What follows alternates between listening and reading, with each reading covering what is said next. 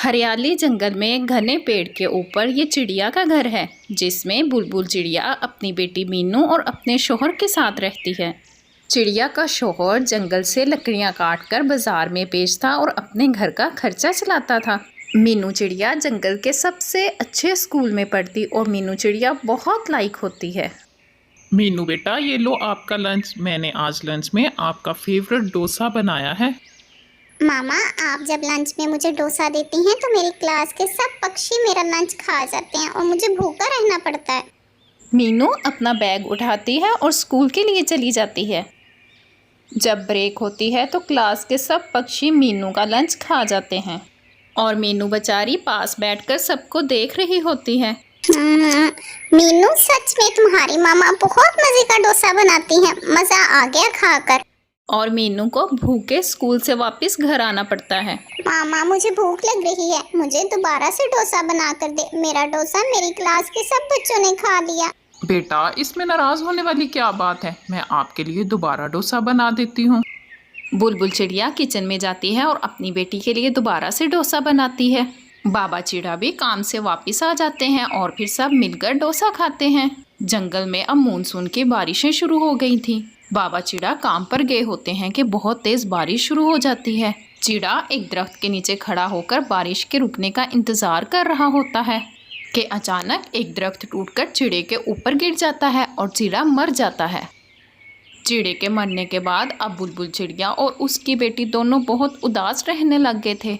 मामा, बाबा के जाने के बाद अब मेरा किसी भी चीज में दिल नहीं लगता। बेटा, आप क्यों परेशान होती हो? आपकी मामा है ना आपके पास। जमा किए हुए सारे पैसे खत्म हो गए हैं। अब मुझे कोई काम ढूंढना पड़ेगा घर का खर्चा चलाने के लिए। मामा देखिए, बाहर डोसे वाला आया है। मुझे जल्दी से पैसे दे, मैंने डोसा खाना है। मामा चिड़िया मीनू को पैसे देती है और मीनू डोसा खाती है। बिल्कुल भी अच्छा नहीं है ये डोसा।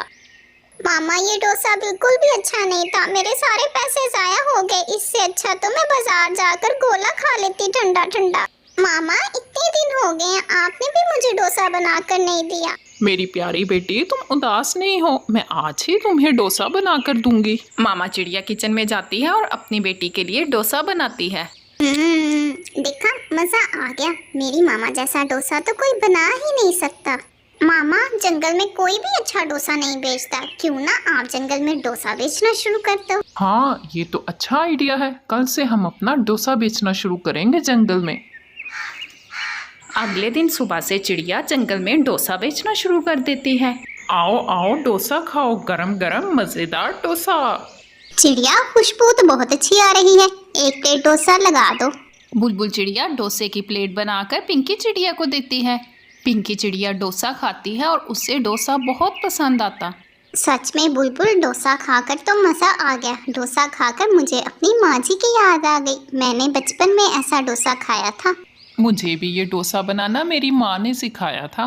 चंद दिन गुजरते हैं और चिड़िया का डोसा पूरे जंगल में फेमस हो जाता है। सब पक्षी को चिड़िया का डोसा बहुत पसंद आता।